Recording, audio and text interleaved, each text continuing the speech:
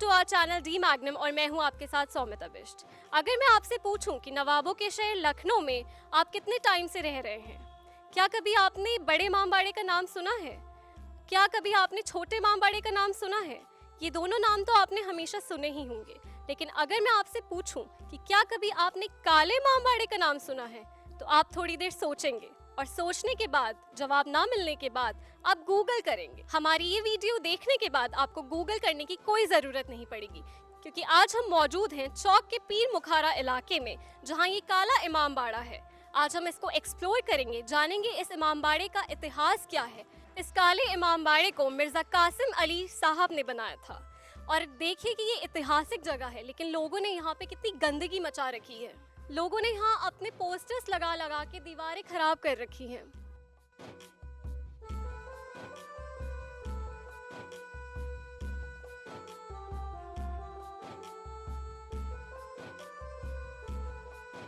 तो अब हमारे साथ मौजूद हैं इस इमामबाड़े की देखभाल करने वाले ताहिर अब्बास। तो चलिए उनके पास चलते हैं और उनसे जानते हैं कि इस इमामबाड़े का इतिहास क्या है। तो हमारे साथ मौजूद हैं ताहिर अब्बासी जी, जो हमें इस इमामबाड़े का इतिहास बताएंगे। तो सर, सबसे पहले तो हम ये जानना चाहेंगे कि इस इमामबाड़े का नाम काला इमामबाड़ा क्यों है? काला इमामबाड़ा नवाब कासिम अली खान ने बनवाया था और उन्होंने इसका नाम अपने नाम से मंसूब ना होने की वजह से किसी भी दौर में इसका नाम काला इमामबाड़ा रखा था कि हर दौर में यह काले इमामबाड़े के नाम से पहचाना जाए और मेरा नाम ना हो। बाड़े का नाम हमेशा काला इमामबाड़ा ही रहे और हमारे नाम से न जुड़े, लेकिन बाद में जितने भी इमामबाड़े और इबादतगाहें और मस्जिदें बनी हैं, लोगों ने बाद में उनके नाम से मंसूब कराई हैं, लेकिन उन्होंने अपने पीरियड में कभी ये नहीं चाहा कि ये हमारे नाम से इमामबाड़ा जाना जाए, पहचाना जाए। काफ़ी इमामबाड़ा हैं, जैसे बड़ा इमामबाड़े को हर कोई जानता है, छोटे इमामबाड़े को भी हर कोई जानता है, लेकिन जहाँ बात आती है काले इमामबाड़े की, तो किसी को इसके बारे में कुछ पता नहीं होता। ऐसा क्यों? नहीं, पता तो है, लखनऊ के हर जवान बूढ़े, हर आदमी, औरतों को, सबको पता है, लेकिन उनके पास इतना वक्त नहीं है। माशाल्लाह से इतनी इबादतगाहें हैं कि वो कहाँ कहाँ जाएं, और मोमिनीन की सारी तवज्जो जो है दरगाह हज़रत अब्बास और इमामबाड़े आगा बाकर और आपके दरिया वाली मस्जिद ग़र वाली करबला की तरफ ज़्यादा है तवज्जो, और काले इमामबाड़े की तरफ से तवज्जो नहीं है। तो आपको यहाँ कितना टाइम हो गया है? हमको तकरीबन यहाँ पे 20 साल हो गए। 20 साल। जी। और 20 साल में यहाँ क्या क्या बदलाव हुए हैं? काला इमामबाड़े में बदलाव तो बहुत कुछ हुआ है, इसलिए बदलाव हुआ है क्योंकि ये इसकी बहुत खस्ता हालत थी और महल्ले की एक कमेटी बनाई गई है जिसने इस इमामबाड़े को बाकी रखने के लिए अपनी जान और माल सब कुछ कुर्बान कर दिया है इस इमामबाड़े को बाकी रखने के लिए। और जो इमामबाड़े की जो कैलीग्राफी है, जहाँ पे जितनी सब डिज़ाइन है, उसका क्या अर्थ है? ये तो पुराने ज़माने के ही दौर से ये सब चला आ रहा है, लेकिन वो बाद में जो है मिट गया था, प्लास्टर वगैरह टूट गया था। इसको फिर से महल्ले की कमेटी ने पूरे इमामबाड़े को मेंटेन किया और इसको वो कोशिश की कि वो उसी तरीके से इसको फिर से बनाया जाए। अगर हम देखें इमामबाड़ा को, तो उसकी हालत काफ़ी अच्छी दिखती है, लेकिन इसकी हालत उतनी अच्छी नहीं दिखती है। तो सरकारों का क्या रोल है इसमें? सरकार का इसमें कोई रोल नहीं है, मोहल्ले के लोग ही इसको बाकी रखने की पूरी कोशिश करते हैं। अब जितना भी उनसे कोशिश हो सकती है इसको मेंटेन करते हैं बस, और लगे ही रहते हैं इसमें। जैसे हम यहाँ अंदर आ रहे थे तो हमने देखा इसका दरवाज़ा काला है, तो उसके पीछे का क्या मतलब है?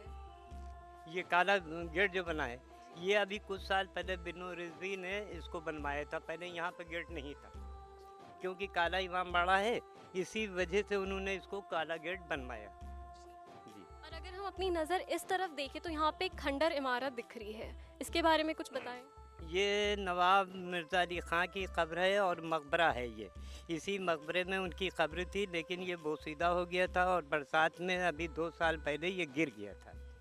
जी। तो अभी सरकार की तरफ से कोई देखभाल नहीं होती यहाँ की? सरकार इस पर किसी भी तरीके का कोई ध्यान नहीं देती है। कि वसीक़े कार्यालय में ये इमामबाड़ा है और वो सिर्फ मुहर्रम, बकरीद और शबरात और रजब के पैसा देती है और कोई मेंटेनेंस का पैसा नहीं देते हैं वो लोग।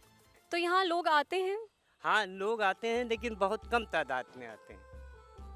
बहुत ही कम आते हैं। यानी जुमेरात के दिन भी अगर सुबह से शाम तक रजिस्टर लेके अगर बैठ जाया जाए तो 50 लोग नहीं आते। और आप इस इमाम बाड़े में 20 साल से काम कर रहे हैं, तो आप यहाँ क्या क्या करते हैं? मैं यहाँ पर सफाई सुथराई करता हूँ और इमाम बाड़े के अंदर की देखभाल करता हूँ, और मजलिस होती है तो उसका फर्श बिछाता हूँ।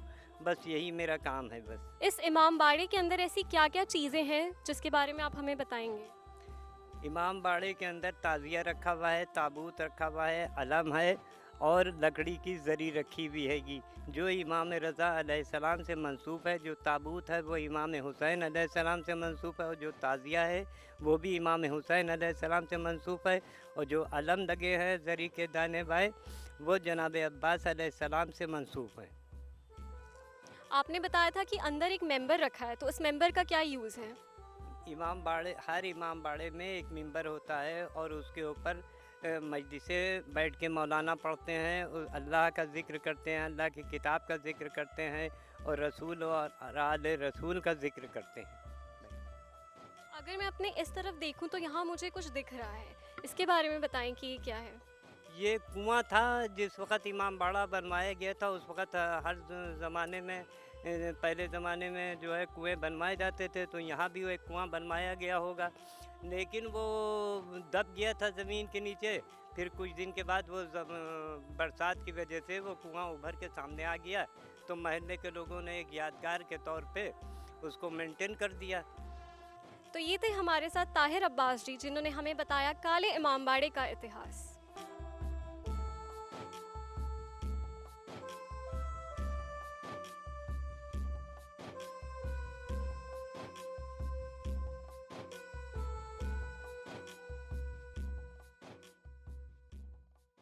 तो अभी तक तो आपने लखनऊ के इस काले इमाम बाड़े का इतिहास जान ही लिया होगा। अगर आपका कभी भी मन करे यहाँ आने का, तो ये छोटे इमाम बाड़े से 700 मीटर की दूरी पर है। अगर आपको हमारी ये वीडियो पसंद आई हो, इस वीडियो को लाइक करें।